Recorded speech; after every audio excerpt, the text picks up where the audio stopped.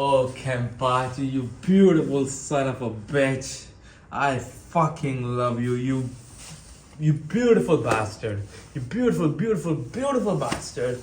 I love you. I love you. By the way, Unohana, kinda disappointed in you. Hi, Bleach 1000-Year Blood War, episode 10. Review starts right now, by the way. But before that, I just want to, like the people who are watching this video, I just want to tell you one thing. If you are new here, you don't know how good I can be. Maybe I cannot be good. Maybe I can be good.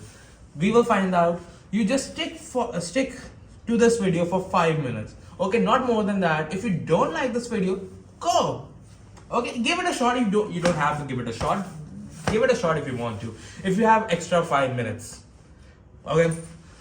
So basically, the episode starts off with Kenpachi'S Zaraki fighting against Unohana. We continue the fight from the previous episode to here, and slowly, Kenpachi is like overcoming Unohana's problem, like power, and slowly, Kenpachi realizes that previously I was only able to dodge her, block her, but now finally I can read her properly, I can attack, I can counter-attack.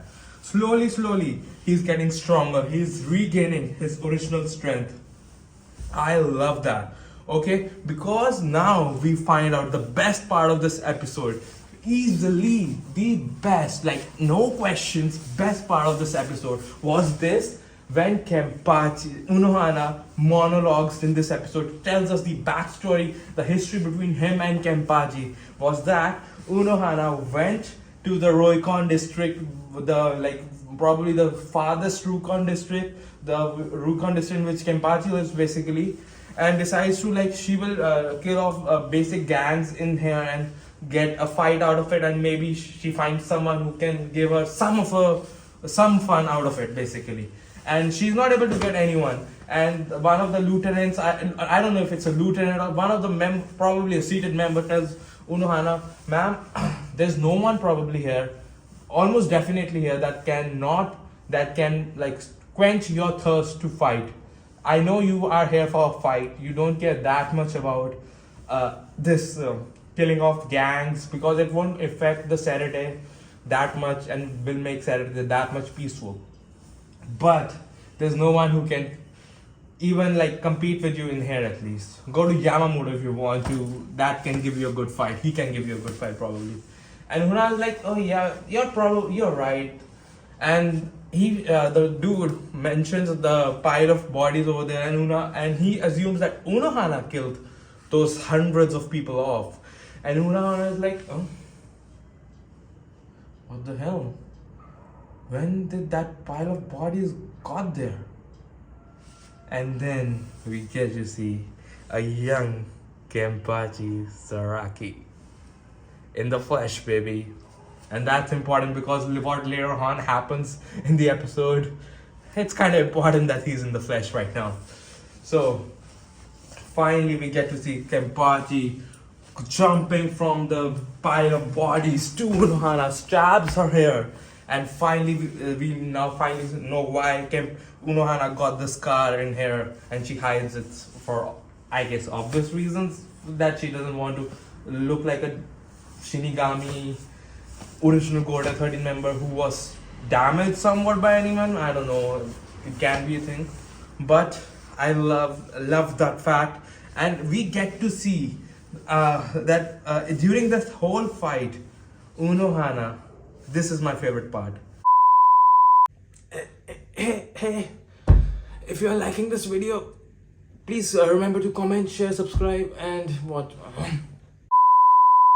Unohana tells us that she was weaker. Prime Unohana was weaker than a young Kenpachi'S Zaraki. Prime Unohana. Think about it. Think about the potential this beautiful man has. Oh my god, I love this dude. Kenpachi, I really want to bump you up in the rankings, bro. You were already pretty high in the rankings. Check the video out, I cracked the captains. I really want to bump you up, brother. So Kenpachi realizes Unohana is like fatigued, she's actually like kind of worried, and Kenpachi realizes the expression, the animation, the design of this whole sequence, especially on Kenpachi. He realizes that, oh my god, she's weaker than me, but she's the only one in my whole life who was able to give me any sort of challenge. This is the only fight that I had any fun in. I can't kill her. She's stronger than me. I'm weaker than her. I can't kill her. And he subconsciously makes himself weaker. He restricts himself on a subconscious level. Okay? At first it was subconscious, then probably came the eye patch, and then the one-handed thing. This man has restricted himself beyond sanity, basically. I love the dude. I love this fact that this man restricted himself when he realized that someone is stronger than him, and he wants that thrill of battle, that thrill of almost dying, that thrill of dying. I love the fact that this man wanted that, and that's the reason he subconsciously made himself weaker for so many years. I won't be even surprised that even this man unlocked the Bankai when he was a kid, because he has his Zangpakto, which I don't know how he has it, because I will talk about it later, but he has his Zangpakto. I won't be surprised he already had his Bankai when he was young, or maybe at least knew the name of the Zangpakto when he was young. And because he didn't know, he subconsciously made himself weaker. He forgot the name. He subconsciously made himself forgot the name. Okay, it was amazing. And then finally we get back to the fight, and Unohana decides. Kenpachi is now able to damage Unohana somewhat, but Unohana decides to go Bankai. And what do I think about this Bankai? I feel like this. First of all, the thing that she does with her sword like this, that's beautiful. That's creepily beautiful. But the thing is that I predicted, before knowing what a Bankai is, I predicted that her Bankai would be something regarding poison. It felt like it. I don't know, the Shikai that we saw of her, that weird slug kind of a thing, it felt like she had a poison type of ability. She was a poison type Pokemon. But turns out, to be honest, I'm not sure in this. Tell me if I'm wrong in the comments, and tell me how I'm wrong in the comments, and give me the proper reason and explanation also, if you know the proper answer. Her Bankai is something blood related. And I think that blood, how do I explain this? That blood is very hot. So when Kenpachi and herself are like basically engulfed in that blood, Kenpachi basically, his flesh starts to melt, and we get to see a skeleton version of Kenpachi. And Unohana, the user of the Bankai, her flesh starts to melt, and we get to see the skull version of her, skeleton version of her. So I feel like it's just a very hot blood that melts flesh away. I feel like that's the thing. And then Kenpachi basically, he's like, oh, that was all in my head, and he's like, oh, and he attacks Unohana. A lot of people are saying that this was more of a metaphorical thing, that whole flesh leaving Kenpachi's body and we are able to see the skeleton is more of a metaphorical thing, that all the restraints are off from him, and it's not a literal thing. I think it's kind of both. It's more of a metaphorical and literal kind of a thing, that's her Bankai, and Unohana, that both of their flesh was basically melted off from their body, from their skeleton, and then Unohana healed both of them, and then Kenpachi got even stronger, and then he finally killed Unohana. Okay, but before this, I would like to talk about this. Tiny dick, my ass. You're lucky I didn't go bankai. Listen to me, woman. I'm the man in this relationship. I command at least some respect. Woman. Woman. Oh shit! I fucked her too good! No! So, yeah, Unohana basically kind of lets Kenpachi. This is kind of a disappointing part for me. Like, Unohana lets Kenpachi kill him, okay? I don't like that. Like, she basically drops the sword off and decides that, yeah, run me through it. I kind of wanted this whole episode. Okay, this was the half point of the episode. I wanted this whole episode to be regarding these two amazing people. I expected a lot more character from Unohana, a lot more fight, a lot more bankai action from her. But kind of disappointed, not gonna lie. She just basically dropped the sword. I really wanted to see her fight. Like, I wanted these two people to fight, and wanted to see the point where Unohana is not actually able to keep up with Kenpachi at all, and basically actually, like, in a proper fight, dies. But it was basically like Kenpachi attacks and she basically drops the sword and she gives her monologue over here. Dogs are barking. I'm kind of sorry for that. Can't do anything. Can't control nature. Subscribe for the dogs. So Unohana basically tells us that maybe it was fate that made two random strangers who were thirsty for a fight, who were not able to get a fight for so many years, for such a long time. It was fate that made us meet each other during that day, and it was kind of random. It can be kind of fate if you believe in that. I don't know, but she was like it was fate. Thank you so much, Kenpachi Zaraki, the only man that I loved, right? She said love, right? What the hell did she say? She said, thank you, Kenpachi Zaraki, the only man. Oh, no, she said, sorry. Thank you, Kenpachi Zaraki, the only man who brought me joy. And that's the stuff that you want to hear from your girl, okay? That's the stuff you want to hear from your girl, right, boys? Right? Right? Right?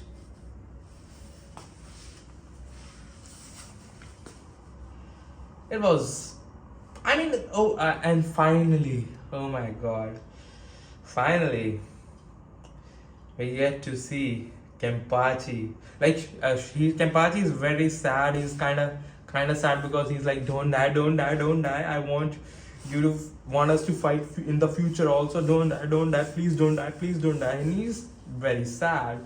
And Una is like, he's still like a child. You should not be sad. And now, I am going to die, but I will be giving away my powers to you.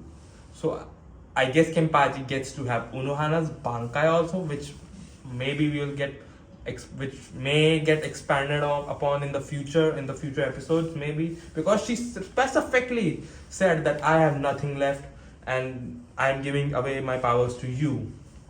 Okay, so I don't know what's that about. Though Kenpachi leaves Unohana's sword in the Muken when he finally leaves from that place, so I don't know. It is supposed to be more of a spiritual transaction, I guess, so it doesn't matter the sword is over there or not. I don't know. But finally we get to see Kenpachi and his Zanpakuto spirit interact with him. And the Zanpakuto spirit is basically said that I have been trying to reach you for so many years, Kenpachi. I kind of had to burp. Let's do it again. I have been trying to communicate with you for such a long time, Kenpachi Zaraki. And Kenpachi is like, whoa, what the hell is this? And he basically starts to realize what the hell is happening, and he shuts the fuck up. And the Zanpakuto spirit is basically like,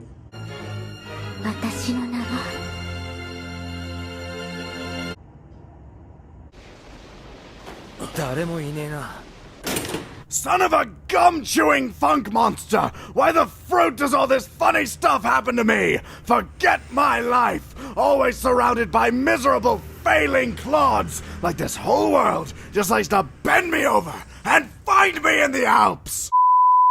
So we don't get to hear what the name is, but obviously we will get to hear it. So no problem, no problem. Cool, cool, cool, cool, cool, cool, cool, cool, cool. Cool. So we shift to this part where Ichigo and Renji are basically going to this, I don't know, African looking dude. I don't know his name exactly. What should I call him before I can call him African looking dude. I can call him black dude. I can call him a rapper dude. Technically it sounds more like that. Let's go with rapper dude. So we meet this rapper looking dude. He's the creator he's the number one creator of the Zanpakuto. Okay, and I really find it funny that the Japanese dude was speaking in English, because I was like, when he was talking, I was like, wait a second, I understood a word. What the hell? And after few more seconds, wait a second, I understood another word. Oh my god, it's a funny accent, but I understood it. It was kind of funny. He's like 1, 2, 3, 4. I'm the number one creator. 10, 9, 8, 7, 6, 5, 3, 2, 1. No, he was like 3, 2. I am the number one creator of the Zanpakuto. So it was kind of funny. He basically sends Ichigo and Renji to. First of all, we get to technically Kon also to some extent. We get to see these beautiful women according to some people. According to me, they're not my type, to be honest. If they're your type, more power to you. They look a lot like, how do I explain this? Technically, the major point is they're not my type. They look a lot like moms, like mother. They look kind of old to me. And I am into sometimes older looking women, sometimes like mom looking women. But they are not my type. If they're your type, again, more power to you, I guess. So basically, yeah. First of all, the rapper dude is basically like, he's totally not in he's like has too much. He's purely an extrovert. Has too much energy. Ichigo and Renji are like, Ichigo is to Renji like, hey Renji, switch with me. I can't keep up with this dude's vibe, bro. And Renji's like, bro, I'm good. You look at me, nah, no. And Kon is having the time of his life. Finally, we get another girl whose name I don't remember right now. She comes in. She's like, oh, rapper dude, come on, we need to train them or whatever, okay? And we finally get to see his proper house, I guess, which is very different from the house that we were shown earlier. Like kind of 180, which is the point, I guess. And Kon is like, no, I want to go into the other house with beautiful women. And the rapper dude is like, oh, you mythical creature, you get me, you are my spiritual animal. Okay, it was kind of funny. Okay, like they kind of bonded. Oh, you mythical unknown creature, mysterious creature, you kind of get me. Right? So they basically go over there. The rapper dude explains to Ichigo about, by the way, if this dude keeps on doing the rapping kind of a rapping thing a little too much, I might get annoyed by him, because I remember in Naruto I really liked Killer B, but he did rapper thing a lot, and that kind of ruined it for me. Like, a lot of people love him.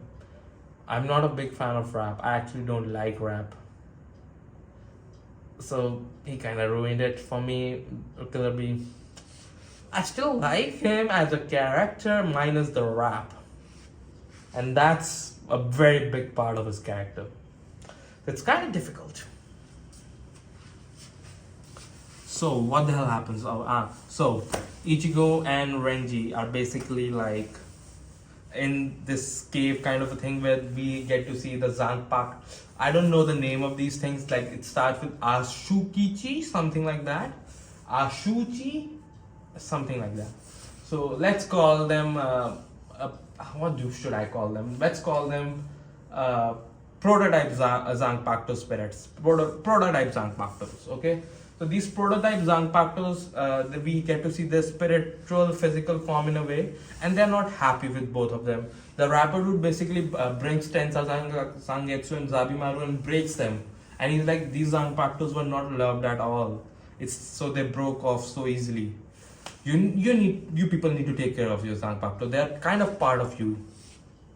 They're literally part of your spirit in a way. So let's just say Renji and Ichigo are going to have a kind of a hard time in here. By the way, the whole Kenpachi and Unohana bit is happening while Renji and Ichigo bit is happening, and Renji and Ichigo were in the cave for a little less than 3 days, a little, like few hours less than 3 days. I think it's around 3 days. So meaning Unohana probably killed Kenpachi more than 1,000 times. So it took more than 1,000 times to kill Kenpachi. More than 1,000 times killing Kenpachi to make him back, to bring him back to his proper baseline essentially. I really want to know how would now Kenpachi fare against Yhwach. Like, I feel like when Yhwach comes in, Kenpachi is coming with his boss music and basically wrecks his shit. Though now Yhwach has Yamamoto's Bankai, so it's completely different. That's like 2 Yhwachs now. So it might be the same story again to some extent. No, please don't do that. Make him even stronger. So the thing is that Kenpachi went to his baseline and became stronger than Unohana when he killed her, technically. And then he will eventually get a Bankai when he interacted with the spirit. So technically he should get a way too big of a boost again. Technically he should get his Shikai, then Bankai. So a very, very big boost to the version of Kenpachi who killed Unohana. I don't know. So basically, after all this happens. 合格だよ、レンジちゃん。よ、いちごちゃん。 Now wait a second. I am Ichigo fucking Kurosaki. And you understand? I am the main fucking protagonist. You understand what the fucking word protagonist means? I am the fucking main character of this goddamn show. You mean to say I, the main fucking character, is not able to do that thing that this fucking the side character, and in this question, the side character is this fucking guy, Renji. Hey, I'm not able to do that. No, wait, now, Ichigo, my brother, remember, what the hell, bro? Like, remember when back in Soul Society, you and I defeated, saved Rukia? Remember that, bro? I fucking saved Rukia. Okay, you fucking redhead. I fucking saved Rukia. I was the one who achieved Bankai. I was the one who defeated your fucking captain, Rukia's older brother, Byakuya. I was the one who saved her. I was the one who fucking stopped that fucking 1,000 Zanpakuto flame bird. I am the main character. I command respect. Whoa, I did achieve Bankai too. Shut up, Renji. No one fucking cares. So yeah, Ichigo is not. This was a post-credit scene. We finally get to see this, and Ichigo was not able to get one of those prototype Zanpakutos to make him his partner essentially, in a way. And Renji was able to. Like, Renji was not that badly damaged, but Ichigo, he was having trouble standing up and walking. He fought for 3 days basically. Renji probably didn't fight for 3 days. He probably fought for maybe few hours, a day max, because he was not that badly damaged. And Ichigo, the rapper dude, is basically like, first of all, you are not a soul reaper. Second of all, none of these prototype Zanpakutos accepted you as a partner. I can't do anything. Don't come back to Soul Society. You're not a soul reaper. You don't have Zanpakuto anymore. Bye bye. And Ichigo is like, you mother. And he basically teleports Ichigo back to the past. That's past. I'm pretty sure that's past. We will get to see Ichigo's family's history with Ichigo's mom, his dad, and maybe some Quincy heritage and Soul Reaper heritage, maybe some Hollow heritage, maybe some, I don't know what else heritage, Fullbring, human, what else he is. So I really, it would be kind of an interesting episode. I feel like next few episodes will be kind of interesting. It would be more of a like story driven episode. I thought this episode would be less than 15 minutes. I don't think it is less than 15 minutes. But I think it's less than 30 minutes. Okay, I don't think I've been speaking for 30 minutes. Let's give it a best shot. My last video got didn't perform that well. I don't think it's that because of the quality of the video. I think the overall the quality was in the same ballpark of from the previous videos to some extent. I was not presentable that much to some extent. It was like I just got up and made the video essentially in a way. And right now also I'm not like very presentable, but I'm more presentable compared to that video.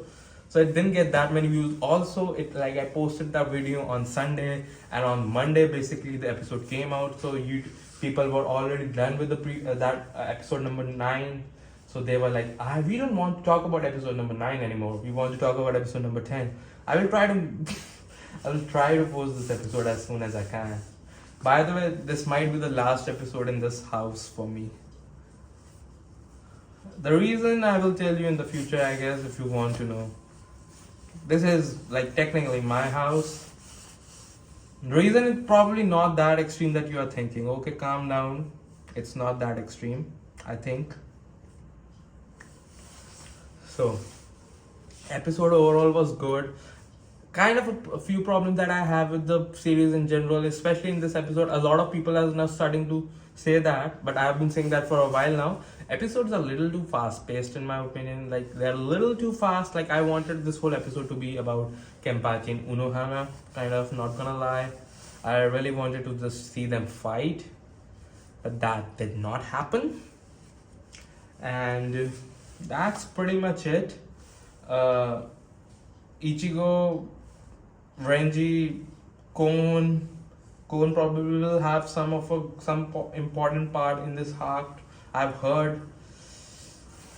Kind of want to see that. Okay, so if you like the video, please remember to like, comment, share, and subscribe. Like really subscribe. Like really subscribe. If you really subscribe, I'll see you. Bye.